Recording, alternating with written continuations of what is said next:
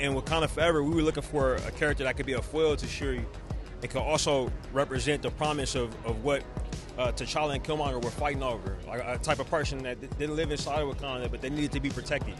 So that's what that first film was about, and our first time working with Dominique as Riri.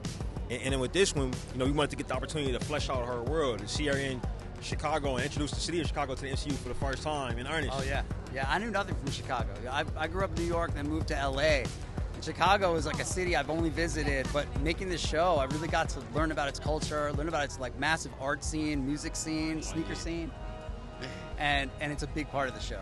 Yeah, I mean, his relationship with Riri, right? He finds a kindred spirit in Riri. He finds this person that's like almost like his equal. I think that's why he's so intrigued by her. That's why he's so fascinated with her, and wants to get to know her, and he feels like he might have a real teammate in what he wants to do and what he's, Parker's very much focused on what he wants to do and how, and he just wants to put the pieces together to make that happen. But at the end of the day, it's about what he wants to do. He ain't really think about his team, but, I think Riri she presents a great opportunity for him, and, and I think that those similarities are what connect them, but they're also what make them clash, We've seen her in this situation where she's at school. We've seen her in this kind of, crazy situation where she's underwater and fighting in Wakanda. This is when we get to see her when she goes home. And so, your mama doesn't care if you're a superhero. Your mama doesn't care if you're a genius. She wants you to pick up after yourself and stop slamming your doors, So seeing that side of her life to me is really interesting and fascinating. And, it's all set in Chicago, so we get to see a lot of Chicago, which is really cool, too.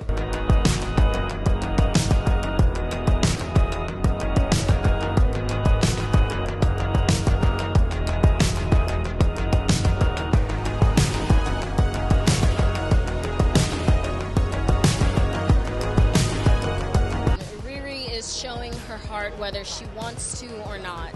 I think the unexpected but necessary trip back to her hometown, Chicago, is kind of forcing her to reflect on the circumstances, not just of Wakanda Forever, but also of her life to this point. It's a tall order for this 19-year-old girl to go back home and have to kind of unpack everything that's happened to her so that she can move forward, because despite her best efforts to ignore the things that have happened in the past, they just keep seeming to find her. So yeah, she's got to look back in order to move forward. Well, I think this is a really interesting, fun, complicated portrait of like a very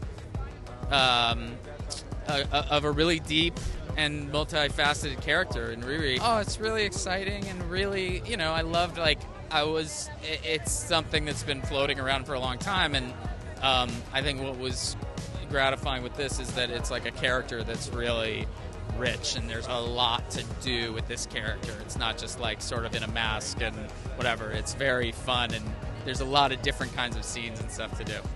Natalie Washington is kind of that best friend and then that road dog for Riri Williams, and that friend that Riri has always needed in her life, whether she believes it or not. She's always there for her, and it's far past what she's looking for when it comes to technical things.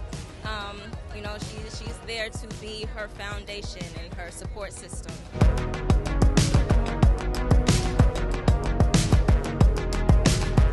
We were able to build a world that I think is going to inspire generations moving forward. This is something new, an interesting spin on a story around, technology and a genius that we're familiar with. But I think this spin is going to open it up in a way that, the world really needs, especially right now. So we're just excited to tell that story and be a part of that piece of history. Oh, well, this is magnificent, and the energy is beautiful. To be a part of a Marvel show that's led by Black women, you have Chakana Hodge and Sam Bailey and Angela Barnes and Dominique Thorne, and it just feels like a moment to celebrate Black womanhood. And if I was a young girl, I would probably want to be like Riri Williams. And I have my daughters here with me, and they're inspired. When she comes home, here's an opportunity for Ronnie to rebuild a relationship with her, because she still has the guard up, right? She's still focused on her passion project and by any means necessary get it done. But of course, things happen that I can't say. And, you know, it's her mom really just trying to like get in there, like get to what's going on, because she's leaving her in the dark, and it's like, honey, you don't have to go through this alone, right? And I'm afraid to say too much of anything right now. I don't want to give it away, but we're just exploring that journey of trust and trusting in the community that you have. I mean, we get to see, you know, who she is, where she comes from, and the people that she cares about. So I think that's what fans are going to get to see in this one.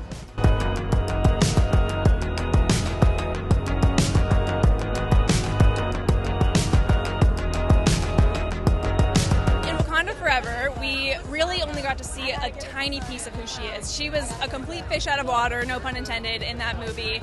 And now we're getting to really go home with her, see her world, her supporting characters, you know, and explore Chicago for the first time in the MCU. It's just an honor to be in service of that story. I mean, Dom is so extraordinary and formidable and like just this force. And so to be a part of her journey in the MCU is just like a gift. Oh my goodness, it's been a dream of mine to be in the MCU. I have always loved superheroes. I was in Comic-Con's Hall H my whole life, watching everything Legendary Pictures, everything Marvel, everything DC. So when I got the role, I definitely cried. I cried on set. And the team, like the crew, the cast, everybody on this show is just so wonderful. They've been so wonderful to work with. So I'm really, really happy and really grateful. My character is Clown. She's the pyrotechnic specialist. So if you need anything blown up, you need anything burned down, you know, arson, she's your girl.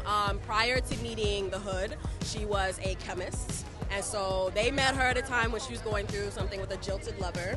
And so once she joined the crew, you see like there's a transformation. Like she goes from being very normie, a bob, just curly hair, to like just the costume, the grills, her like outfits, like the fashion for her, everybody really. But the fashion for Clown was so specific and so thought through. I play Slug, and I'm the hacker extraordinaire. So, you know, I'm the one breaking code, shutting down systems, and I also drive a mean getaway car and a mean getaway speedboat. Okay. My relationship with Riri is so awesome because I basically recruit her in a lot of ways, and I have to bring her into the family. But then it's like, you know, stuff starts happening as it always does. There's a lot of push and pull between us, but it makes for a really good dynamic between our characters, and I can't wait for the world to see it.